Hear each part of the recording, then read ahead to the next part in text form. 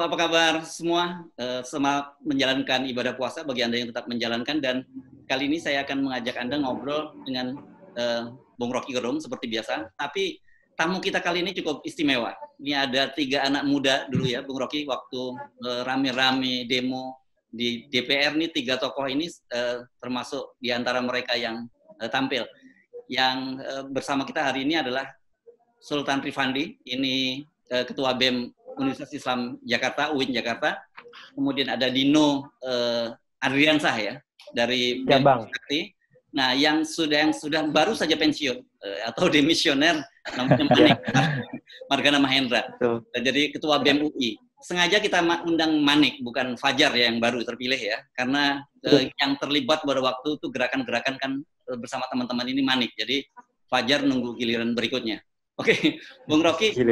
Ya, kita kemarin kita tadi nonton statement dari Bupati Bolang Mongodo Timur yang luar biasa nih ya, yang bagaimana bercerita tentang aturan yang membingungkan dari pemerintahan pusat sehingga membuat kepala-kepala daerah jadi bingung.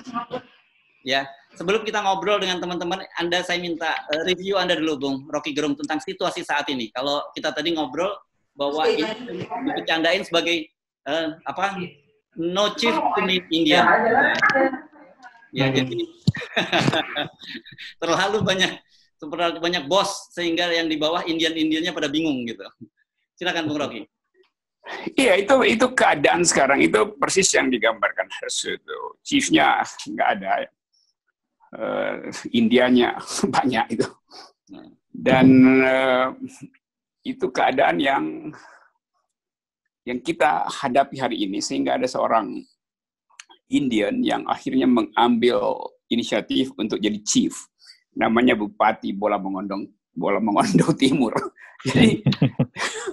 Jadi dia dulu ada film coba kita agak santai dulu ya, ada film kalau nggak salah Kevin Costner yang main tentang kehidupan di benua Amerika awal-awal perang dengan suku Indian itu. Judulnya Dancing with Wolves. Yeah. Apa namanya?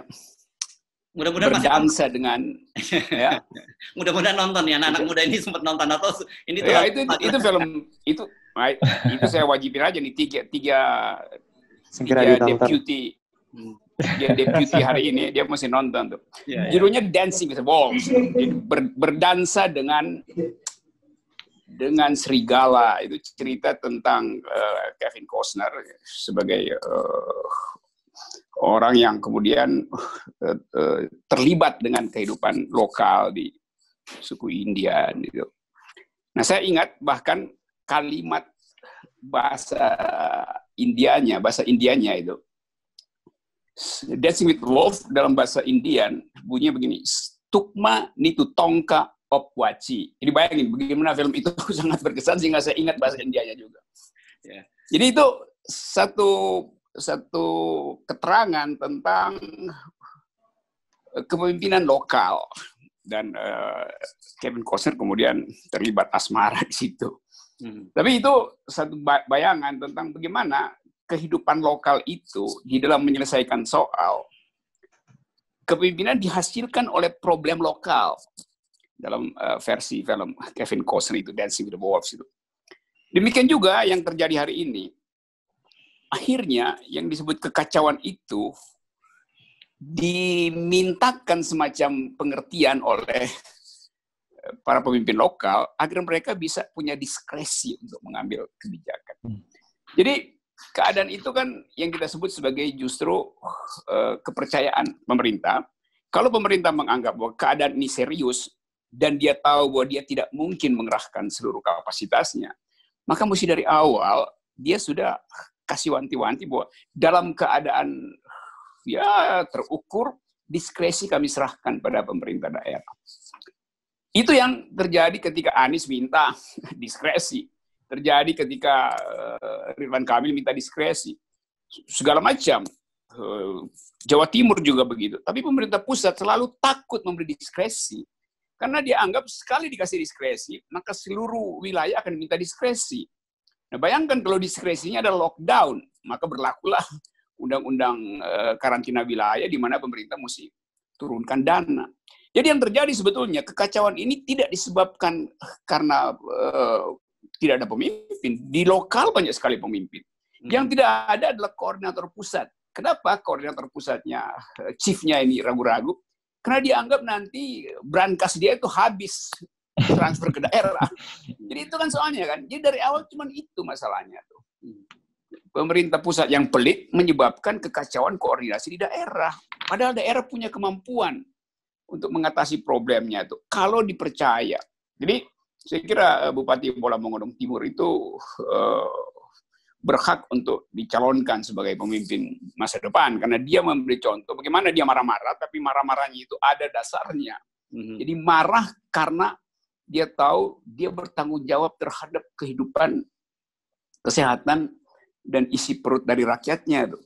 Jadi dia nggak peduli mau segala macam urusan pusat kalau dia tumpang tindih dalam kebijakan, maka dia mengomel aja, bahkan dia bentak, bahkan disebut ini menteri-menteri goblok.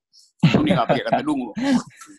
Jadi kita baca itu banyak pemimpin lokal yang timbul karena krisis.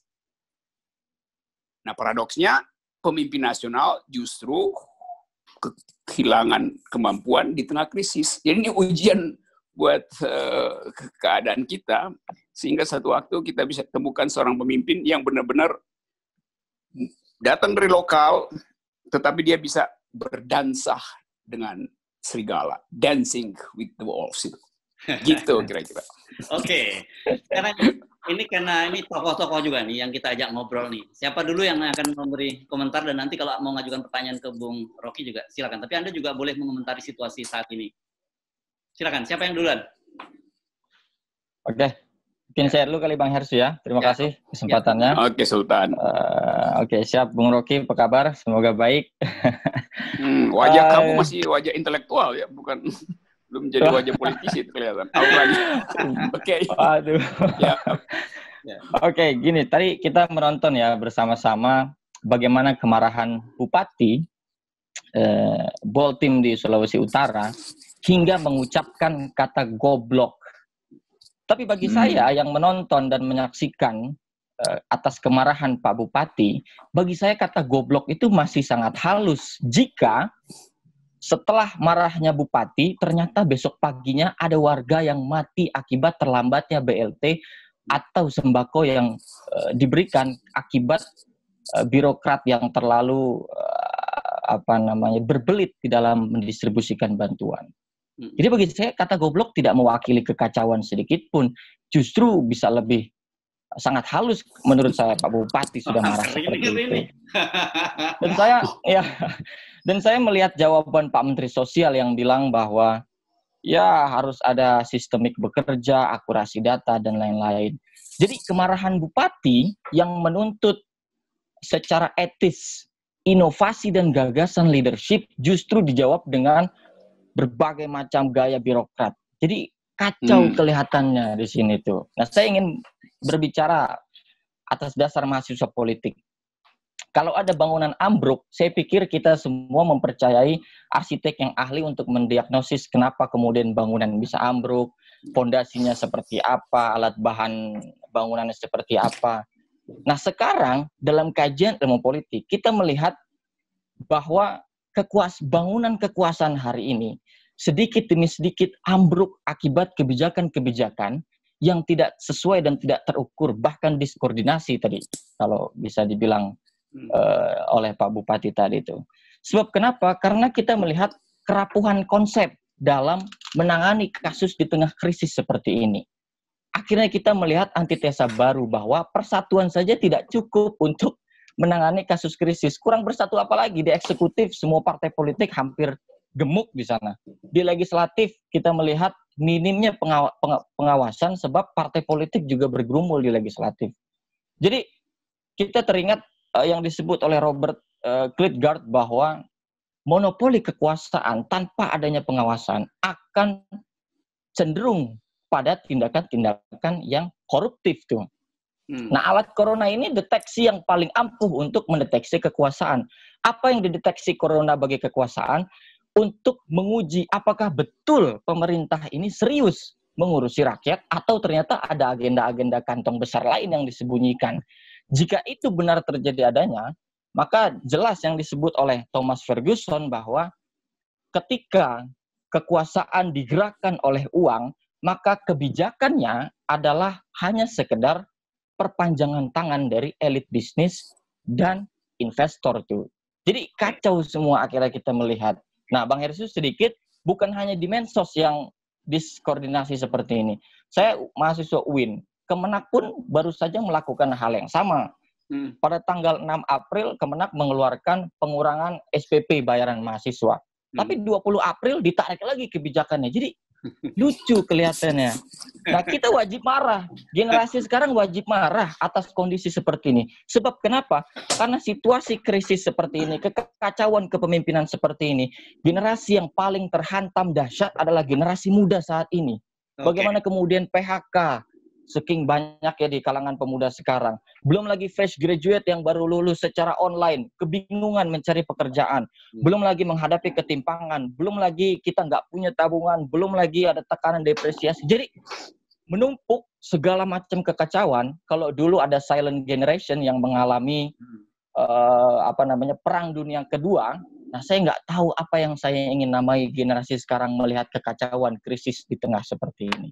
Gimana kira-kira Bung Rocky sebagai ilmuwan politik nih Bung Rocky? Ayo, silakan Bung Rocky. Sebagai apa ilmuwan, saya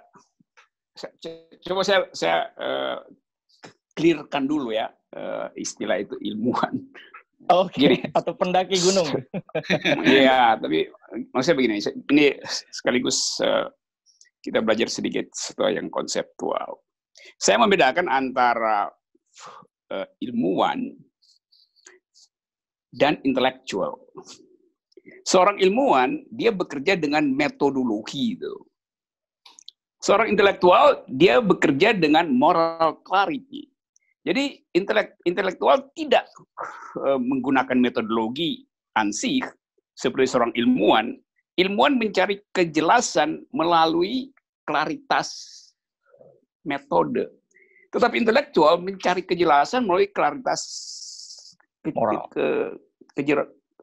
moral clarity. Jadi Bupati Bola Mongondo Timur itu sebetulnya dia seorang intelektual. Karena dia membypass segala macam aturan metode birokrasi, dan dia pergi pada moral reasoning. Dia berpikir dalam kategori moral. Itu bahwa ada yang mesti dia selamatkan, maka jangan metode birokrasi itu menghambat dia. Jadi itu yang terjadi hari-hari ini. Sementara si Menteri Sosial, dia seharusnya yang berpikir moral. Karena wilayah kerjanya adalah kesosialan. Kepekaan mestinya ada pada Menteri Sosial. Kan kesosialan manusia itu bisa terjadi tanpa ada perencanaan. Ada bencana sosial, segala macam. Jadi terbalik, Menteri Sosialnya berpikir teknis, bupatinya berpikir etis.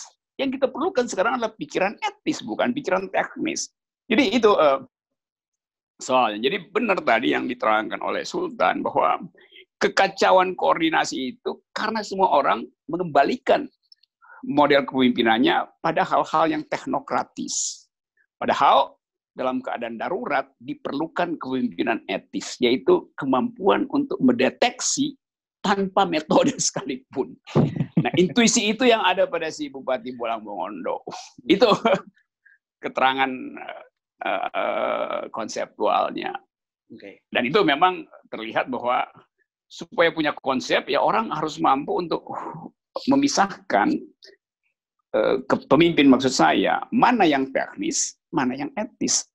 Nah dari awal kita tahu bahwa pemerintahan Pak Jokowi dalam soal bencana, dia nggak mau lepasin hal yang teknis. Hal yang etis dia tunda-tunda itu. Yang disebut oleh Pak Luhut sebagai strategi militer itu. Karena yang teknis itu artinya akan merongrong APBN. Jadi dia nggak mau. Padahal tuntutan kedaruratan adalah tuntutan etis. Segerakan bantuan itu berdasarkan prinsip prima facie dalam teori etika politik, ada prinsip prima facie yang tertatap duluan, itu yang diselesaikan. Baru berpikir tentang ekonomi. Kan semua kita sudah kasih kritik segala macam bahwa ekonomi itu soal teknis. Nanti juga kita membayangkan misalnya setelah COVID selesai, mungkin ada teori ekonomi lain. Orang nggak peduli lagi dengan makroekonomi yang basisnya adalah keseimbangan yang biasa disebut keseimbangan makro dengan seluruh variabel yang bisa diukur berdasarkan ekonometri. Orang mungkin akan pergi pada green economics. Sekarang orang bicara tentang apa yang disebut universal basic income yang sosialistis basisnya. Jadi pikiran-pikiran etis itu yang akan dikembalikan pada dunia kampus supaya dibahas. Bisa nggak setelah kita selesai dengan COVID, kita temukan satu metode kesejahteraan yang tidak lagi berbasis pada konvensi-konvensi makroekonomics yang mainstream hari ini. Jadi itu pentingnya saya ngomong sekarang dengan 3 orang calon rektor, karena si Sultan ini calon rektor Universitas Islam Negeri. Lalu ada si tadi Dino yang di pusat ya. Wah, jadi ya ini calon, karena dia ada di Syarif Taib, berarti dia siap-siap untuk jadi rektor Trisakti. Saya tahu tuh tempat Syarif Taib. Gitu. Okay. Ya. Sekarang siapa nih? Silakan Herso. Dino atau Manik? Ya. Boleh saya. Ya. Siapa nih? Oh, Dino dulu. Ya. Silakan. Oke, Dino. Sore Bung Rocky sama Bang Herso. Tadi sebenarnya dari Prasultan udah banyak banget tuh, saya sepakat banget. Cuman di sini yang pengen saya garis bawahi sih sebenarnya ada hal yang menarik gitu, Bung. Karena apa? Mungkin Bupati dari Boltim ini membodoh-bodohi gitu kan dari pemerintah pusat. Saya rasa ini hanyalah sebagian yang udah ketahuan. Sebenarnya semua masyarakat Indonesia nih banyak yang udah membodoh-bodohi pemerintah, cuma nggak ketahuan. Bedanya cuma itu, sudah ketahuan dan nggak ketahuan. Jadi ketika emang kita tonton video itu, hal yang sangat biasa gitu. Kita membodoh-bodohi koordinasi dari pemerintah pusat yang sangat-sangat buruk. Bahkan tumbang tindih dari kebijakan yang dikeluarkan itu kan lucu. Apa bedanya pemerintah pusat sama panitia event dari setiap kampus misalnya gitu yang miskoordinasi, ya kan? Bahkan udah keluarin sikap tapi kok ini masih banyak masalah. Yang menarik yang saya khawatirkan gini, Bung. Adanya hari ini muncul stigma baru bahwa masyarakat kayaknya udah nggak terlalu butuh pemerintah. Kayaknya masyarakat bisa lebih survive dengan masyarakat sendiri. Buktinya dengan inisiatif banyak gerakan kayak rakyat bantu rakyat, bahkan penggalangan dana kayak Manik tuh bergerak. Saya rasa itu lebih konkret dibandingkan dari pemerintah yang katanya menganggarkan 4 triliun lebih ya. Cuman sekarang pun ke akar rumput ini nggak kerasa dampak bantuan itu. Jadi ada jaminan sosial yang kita rasakan secara langsung. Lebih kerasa, lebih konkret ketika rakyat malah justru bantu rakyat. Dan saya rasa kondisi kayak gini Bung, udah hal yang biasa. Karena apa? Kita udah sering dibodohi, sering dibohongi, ya kan? Contohnya kayak apa? Janji Pak Jokowi misalkan pas 2014 menyelesaikan permasalahan HAM berat, sampai hari ini nggak ada satupun, ya kan? DPR pun juga kayak kemarin 2019, ya sama aja. Jadi kita udah sering dibodoh-bodohi, sering dibohong-bohongi, dan itu pas ada kejadian COVID ini, ya udah kita mau kritik apapun bingung juga. Yang ada ujungnya kita ketawain aja. Karena kebijakan dari pemerintah kalau nggak lucu, ya lucu banget kayak gitu. Bahkan kita mau kritik sekalipun, yang ada kritik-kritik ini nih malah membahayakan buat pemerintah. Contohnya kayak terakhir yang aktivis ya, itu Raffio Patra ya, itu dikriminalisasi seperti itu. Artinya apa? Ya kita udah bingung mau kritik pemerintah nanti ditangkap ya. Kita mau diem aja ntar mati kelaparan, kita ikutin tapi lucu, ya kan? Bahkan kemarin terakhir yang pulang kampung dan mudik itu kan, aduh, agulan banget, lucu banget gitu. Jadi itu sih Bung, kalau pandanganku tadi dari Prasultan udah sangat lengkap. Lebih ke ini sih, apakah jangan-jangan sampai sekarang nih stigmanya udah akan bergeser, bahwa mungkin rakyat udah nggak terlalu penting banget dan nggak terlalu butuh banget sama pemerintah. Karena rakyat bantu rakyat itu jatuhnya lebih konkret dan lebih kerasa di antara masyarakat sekalipun. Kalaupun ada anggaran dari pemerintah, kita nggak tahu nih itu kemana. Bahkan kayak di tetangga kita sekitar sini pun masih banyak yang nggak dapat jaminan sosial. Bahkan yang tadi yang di Boltim sekalipun yang mau dapat bentuk bantuan logistik itu harus nunggu secara birokrasi yang bertele-tele. Itu sih paling Bung pandangan saya. Kita khawatir semoga salah. Darurat kepercayaan ini menjadi arahnya nih masyarakat udah nggak butuh pemerintah lagi. Semoga salah itu. Konsep itu semoga salah. Itu paling menurut aku, Bung Rocky. Iya.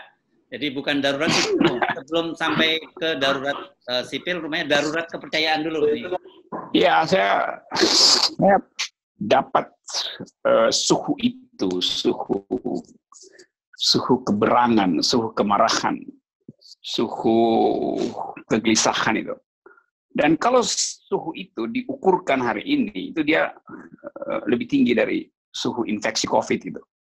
Karena sudah terlalu lama sebetulnya potensi kemarahan lokal itu ditahan oleh semacam sebut aja harapan demi harapan. Tetapi pada saat krisis betul-betul itu diuji habis-habisan dari kita bicarakan. Nah, kalau dianggap bahwa semua orang sebetulnya sudah goblok-goblokin pemerintah walaupun dalam hati, ya itu jadi pengetahuan umum. Pers membaca sebetulnya psikologi umum itu, dan itu terlihat di dalam wawancara, talk show, doorstop. Jadi kita ada di dalam keadaan yang mungkin di dalam teori sosiologi disebut keadaan anomi, anomos, tanpa hukum, tanpa aturan gitu. Tapi justru keadaan ini yang membuat orang berinisiatif untuk menghasilkan local policies. Jadi nggak ada soal keadaan anomi. Kalau ada kepemimpinan yang dengan cepat mengambil inisiatif lokal. Gitu. Jadi balik lagi pada contoh Bupati Bolongondo Timur itu, dia adalah contoh dari keadaan anomi, tetapi dia juga adalah contoh dari pragmatisme lokal. Pragmatisme lokal artinya satu prinsip etis bahwa di dalam ketiadaan norma, kecepatan untuk menyelesaikan soal itu adalah hukum tertinggi.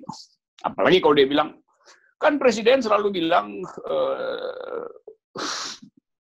keselamatan rakyat adalah hukum tertinggi. Nah sekarang dia praktekkan itu benar-benar di tingkat lokal. Keselamatan rakyatnya adalah hukum tertinggi. Jadi janganlah dia dihukum nanti oleh undang-undang, oleh Menteri Sosial misalnya kasih teguran, atau oleh Menteri Dalam Negeri, karena dia menjalankan prinsip solus populi suprema lex, bahwa keamanan dan kehidupan rakyat daerahnya itu adalah hukum tertinggi. Nah, kita belajar bahwa dalam keadaan krisis seluruh peraturan perundang-undangan itu jangan diterapkan secara sangat teknis semata-mata. Jadi saya menganggap juga aktivis yang ditangkap polisi itu, yang nulis di Tirto ya, dia juga adalah orang yang berpikir bahwa dalam keadaan semacam ini dia mesti ucapkan kritik yang paling keras. Sama. Bedanya dia dengan tajam memperlihatkan struktur buruk dari praktek kekuasaan dalam keadaan krisis. Bupati Bolongondo juga dengan tajam mampu membaca situasi dan mengucapkannya dalam format yang betul-betul tepat, yaitu goblok. Gitu. Udah, terima aja itu sebagai kritik, bukan sebagai umpatan sebetulnya. Karena dia mau bilang, ini orang-orang di pusat ini bisa mikir apa enggak? Kalau berpikir itu dasarnya undang-undang, itu artinya dalam keadaan normal. Dalam keadaan tidak normal, bagus kalau para mahasiswa juga akhirnya terhubung dengan kecemasan lokal. Bagus kalau para mahasiswa pada akhirnya diingatkan ulang pada moral reasoning dari bangsa ini. Yang dari dulu kita tahu bahwa kemampuan kita untuk bersolidar itu sudah terlatih sejak kita perang gerilya, sejak kita berupaya untuk mengusir kolonialisme. Itu jelas ada kepemimpinan lokal, ada kepemimpinan gerilya bahkan. Nah sekarang kita juga butuh itu, kepemimpinan para gerilyawan. Bupati-bupati itu jadi gerilyawan sebetulnya tuh, karena berupaya untuk menyelesaikan kolonisasi lokal, kolonialisme lokal yang tidak mungkin diselesaikan dari pusat. Jadi poin pertama adalah kita diikat ulang oleh prinsip solidaritas justru dalam keadaan tiada tuntunan kepemimpinan pusat, dan itu positif. Bahkan kalau saya mau terangkan secara lebih filosofis, itu sebetulnya yang disebut anarki. Anarki yang terjadi sekarang adalah anarki, tapi sifat anarki yang positif memang. Karena tidak peduli lagi dengan arkos, dengan kepala di istana. Karena yang penting adalah kaki dan tangan bekerja di lokal itu tanpa perlu tunduk pada hierarki. Jadi anarki itu adalah antipoda, lawan dari hierarki. Nah, orang pejabat pusat selalu mengatakan ini tindakan anarkis. Ya, memang hari ini anarkis yang benar itu. Oke. Yang salah yang hierarkis gitu. Ya. Gitu kira-kira konsepnya. Oke. Sekarang kita ke Manik nih, mantan Presiden BEM UI. Silakan. Ya, halo Bang Hersu, Bung Rocky, makasih banyak kesempatannya. Ya, saya sering lihat kadang di Kansas. Ini menarik sebenarnya karena tadi kalau misalnya kita lihat salah satu contohnya adalah Bupati tadi, saya rasa ini mengutip sedikit quotes dari profesor saya di Fakultas Kesehatan Masyarakat bahwa public health is something to do with loving the people. Dan apa yang dilakukan Bupati tadi itu sangat-sangat menunjukkan bahwa ia yang saat ini sedang menjalankan praktik kesehatan masyarakat dan peduli pada kesehatan masyarakatnya adalah Bupati tersebut dibandingkan dengan menterinya. Kenapa? Karena dia menekankan pada kebutuhan-kebutuhan masyarakatnya.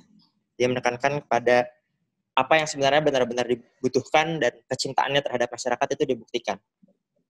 Nah, kondisinya saat ini sebenarnya dari tadi kan kita udah tahu ya kalau misalnya Indonesia sudah menerapkan atau sudah menetapkan darurat kesehatan masyarakat. Tapi ini Bung yang dari tadi saya tidak lihat sama sekali adalah kondisi darurat ini nggak kelihatan gitu. Apanya yang darurat untuk sistem-sistem birokrasi yang sudah dilakukan? Tatanan-tatanan alur-alur perizinan dan lain-lain yang justru malah menghambat, tidak sama sekali menunjukkan bahwa kita sedang dalam kondisi darurat. Ini yang saya selalu pertanyakan gitu. Apakah kondisi atau status darurat kesehatan masyarakat ini ternyata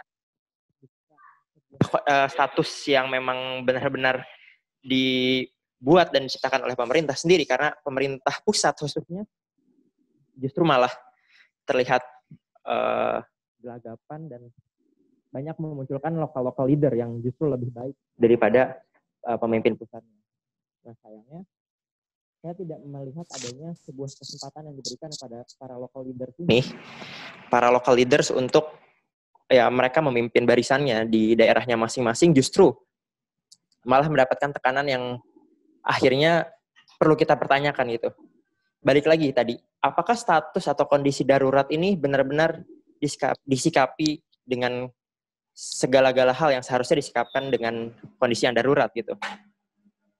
Seperti tadi yang kita sama-sama tahu, contohnya mungkin dari Mensos tadi ya, tapi saya sedikit menyorot lagi banyak sekali sebenarnya yang jadi pertanyaan, karena ini juga mungkin yang mau saya tanyakan sama Bung Rocky ya. Apa sebenarnya maksud dari pemerintah yang seringkali menunjukkan ketidaksinkronan antar menteri, bahkan di pusatnya sendiri itu kelihatan gitu ketika ada larangan mudik, kemudian dari Kemenhub, Kemenkes gitu. Ini saya nggak ngerti gitu, kenapa bisa terjadi perbedaan data. Bahkan BNPB pun juga bilang bahwa ada data yang kemudian ternyata tidak dibuka oleh Kemenkes kepada BNPB sehingga cukup menghambat kinerja BNPB. Lagi-lagi bahwa itu aja udah di kelas pusatnya gitu. Gimana kalau kita mau bicara di bagian-bagian lokal? Jadi sekali lagi gitu, kita menurut saya kritik kerasnya adalah Indonesia justru malah masih melakukan business as usual. Tidak sama sekali menunjukkan kondisi darurat ini harus disikapi dengan segala macam hal-hal yang harusnya sifatnya darurat gitu. Oke. Silakan Bung Rocky. Ya, kesimpulannya dari seluruh gejala lokal, dari seluruh komplain masyarakat terhadap keadaan, kita terpaksa mesti ambil kesimpulan bahwa di sekitar Jokowi tidak ada satu suara yang menganggap bahwa ini adalah pandemi. Tidak ada yang menganggap bahwa ini adalah serius. Memang setiap kali Presiden mengatakan ini ada soal serius. Iya, tapi kebijakannya itu tidak memperlihatkan keseriusan. Nah, sekarang kita mulai berpikir misalnya, apa yang terjadi di istana waktu memutuskan menerbitkan Perpu. Kan mulai dari situ kan soalnya. Yap. Nah, problemnya adalah dual policies antara faksi ekonomi dan faksi sosiologi di istana tidak bisa diselesaikan oleh Presiden Jokowi.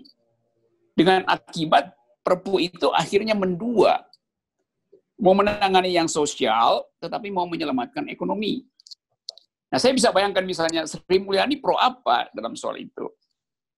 Mungkin Sri Mulyani ekonom rasional dan dia tetap menganggap bahwa ya APBN mesti dikendalikan, jangan sampai bolong.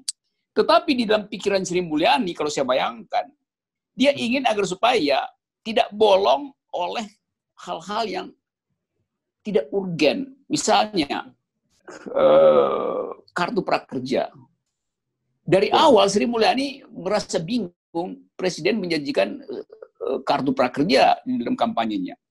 Kan kita baca di media massa sebelum ribut-ribut soal COVID kan. Sekarang kartu prakerja itu juga diajukan. Bahkan dipaksakan. Karena dibela terus oleh istana. Itu artinya ada bisnis di situ. Nah, saya nggak tahu siapa yang rancang kartu prakerja itu. Kalau saya duga, Sri Mulyani pasti tidak setuju dengan kartu prakerja. Karena itu pemborosan. Jadi tetap ada maklar-maklar di istana yang membuat kebijakan itu tidak utuh. Nah, ketidakutuhan itu yang kemarin saya kira terbaca oleh Pak Prabowo, sehingga Pak Prabowo terpaksa mesti mengambil alih psikologi kerumitan di istana itu dengan mengatakan tetap Presiden under control, Presiden tetap berwibawa, tetap serius melakukan itu. Karena Prabowo juga membaca keadaan lokal yang kacau balau. Jadi saya kira itu hal penting yang mesti kita baca, bahwa kebijakan dari awal yang tertuang dalam Perpu itu adalah conflicting claim di antara menteri-menteri, dan sebagai Menteri Keuangan saya bisa pastikan dengan kalkulasi yang agak terukur, bahwa Sri Mulyani pasti tidak setuju dengan kartu prakerja yang memboroskan anggaran banyak itu. Oke. Karena itu kemudian sekarang semua orang menganggap bahwa udah stop kartu prakerja. Karena ekonomi buruk mau kerja apa? Sebaiknya pindahkan itu menjadi BLT. Yang garap jadi sebetulnya kan tuh, Bang. Iya itu ya, ini milenial kan nggak ngerti sebetulnya apa.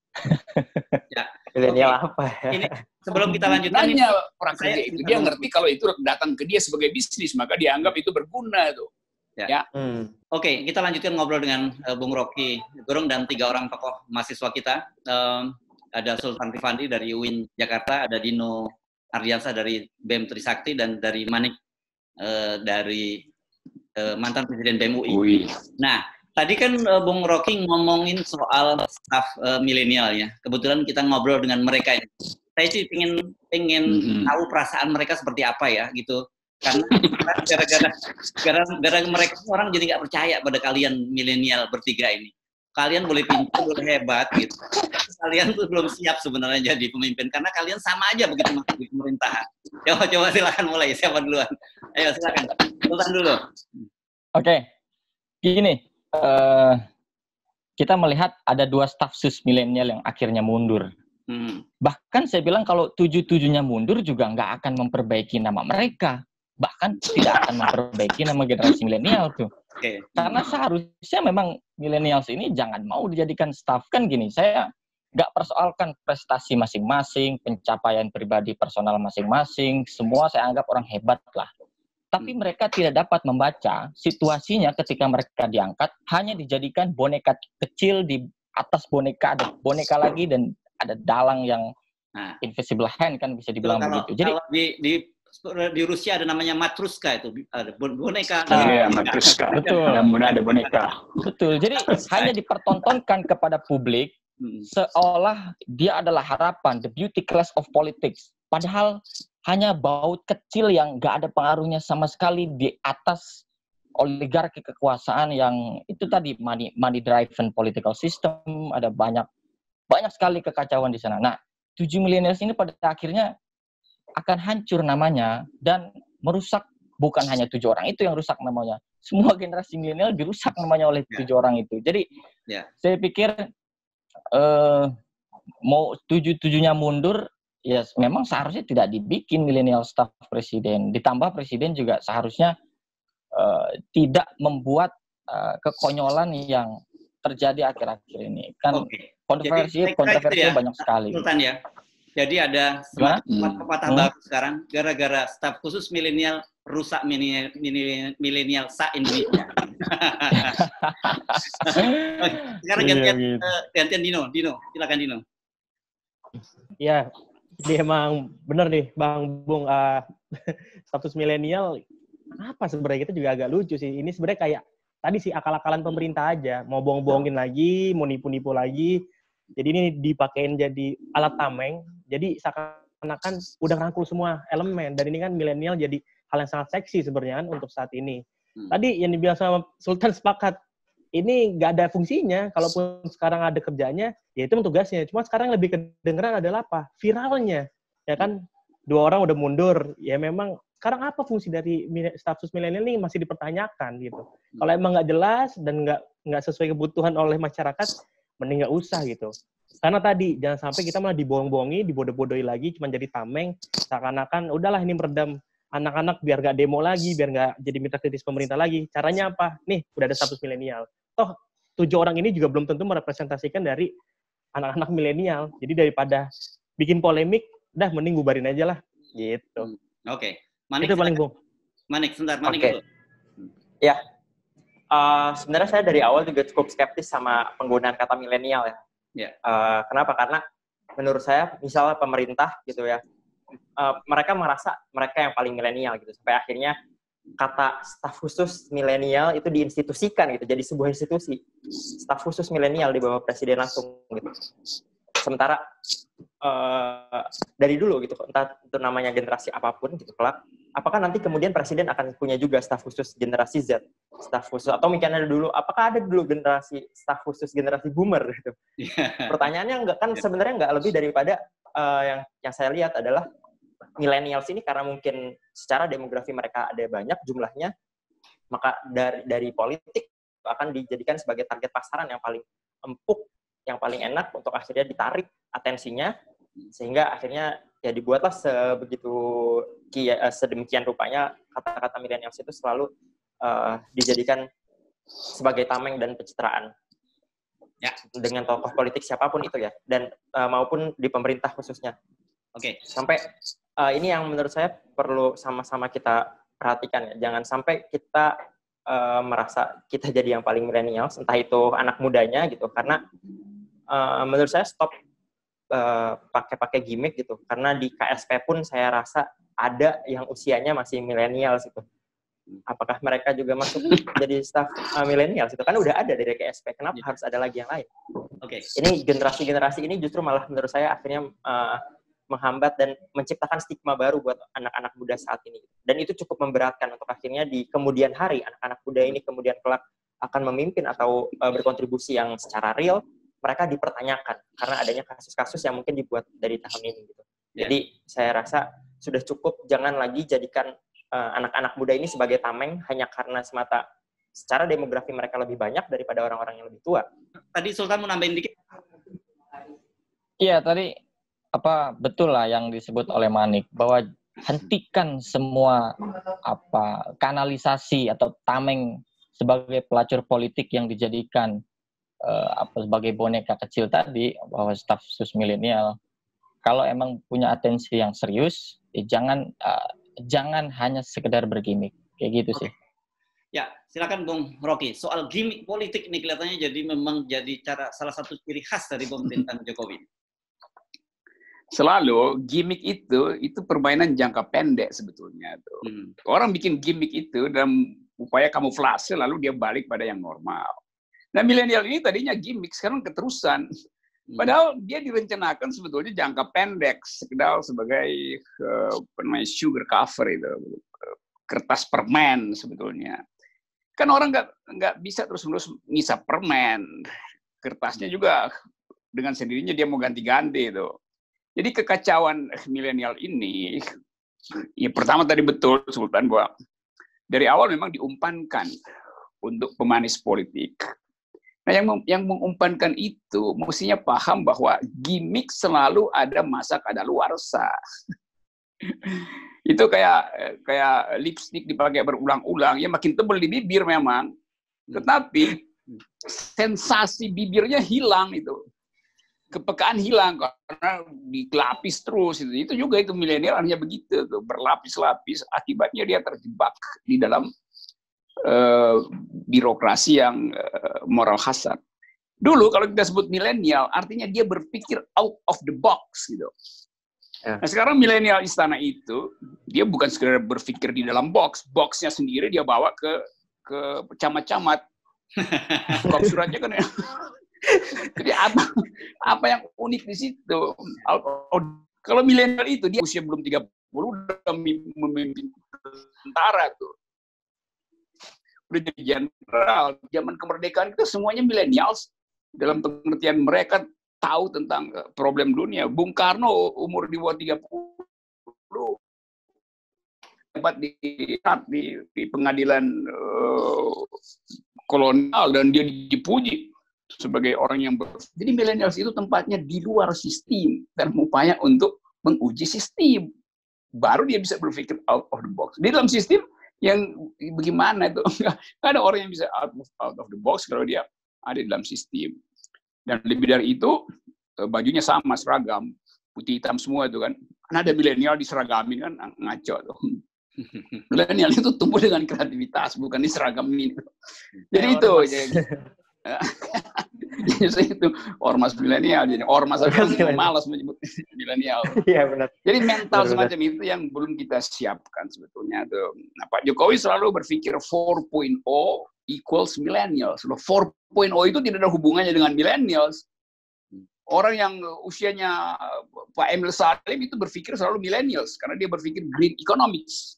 Jadi bayangkan misalnya Pak Emil itu udah hampir 90 mungkin umurnya tuh. Dia millennials karena dia berpikir tentang environmentalism. Nah, millennials di Intana, they do speak environmentalism, kan? Itu soalnya tuh. Jadi betul. Jadi kalian berupaya untuk memberi kritik, tapi kalau kalian kritik begini nanti kalian disebut nggak masuk aja sih. Gitu. Oke. Jadi saya mengerti lah, anak yang pernah ada di jalanan, dia paham tentang beda antara staf sus dan staf khusus. Staf sus khusus ada staf yang ngurusin ususnya sendiri. Staf sus juga namanya. Oke, Bung Rocky, ini buat mereka apa nggak bisa bakal jadi dosa keturunan nih buat para milenial. Ada semacam ada trademark sekarang bahwa ya ternyata mereka ketika masuk di dalam pemerintahan sama saja kelakuannya gitu. Enggak lah, saya nggak percaya ada dosa keturunan karena selalu kolam itu pasti dikuras oleh pendatang baru. Jadi kolam begitu kolamnya dikeringkan, ya itu bekas-bekas dosanya juga hilang begitulah. Jadi ada proyek baru sebetulnya mengeringkan kolam istana itu. Karena saya udah lama nggak sebut apa yang saya sebut biasa sebut ya IQ 200 ya sekolah. Udah lama saya nggak sebut karena nggak punya titel. Tapi ini cuman satu drama satu babak yang cepat selesai nanti dan orang akan pulih lagi menganggap bahwa ya itu millennials itu sebetulnya adalah gula-gula yang manisnya itu pemanis buatan. Jadi bukan manis sukrosa tapi manis dibuat manis demi bibir yang lipstiknya berlapis-lapis sehingga rasa manisnya pun yang nggak bisa rasain sebetulnya. Tapi udah kita belajar dari sejarah bahwa pemimpin yang penuh pencitraan dia juga akan dibatalkan oleh mereka yang dia citrakan. Millennials mencitrakan Pak Jokowi, akhirnya millennials menjatuhkan legitimasi Pak Jokowi dengan kasus-kasus yang tadi mengundurkan diri segala macam. Tapi itu mengundurkan diri itu adalah soal etis. Tapi di belakang itu untuk melakukan moral hazard yang sebetulnya adalah tindakan kriminal. Karena itu harus diselidiki nanti itu soal kartu prakerja dan bisnis-bisnis yang melibatkan milenial di istana itu. Oke. Itu harus karena sejarah harus clear. Itu sekedar kecelakaan by design atau dari awal memang diumpankan untuk nyolong dari proyek-proyek negara, jelas itu mesti dibuka. satu waktu nanti. Oke, saya kira kita cukup dapat poinnya, Bung Rocky. Dan masih punya harapan kita pada teman-teman ini, tokoh-tokoh mahasiswa ini gitu, karena tadinya kita berpikir, banyak yang senior-senior bilang sama aja ini anak-anak muda itu juga, gitu. Malah lebih buruk dari kita. Terima kasih Sultan, terima kasih Dino dan juga Malik. Oke, Sultan. Kita nanti ngobrol dengan kawan-kawan lain kali ya, kita ngobrol. Terima kasih. Oke, baik. Terima kasih, Rocky. Thanks ya, semua. Terima kasih banyak. Kalau selesai COVID kita ngobrol. Siap. Iya dong.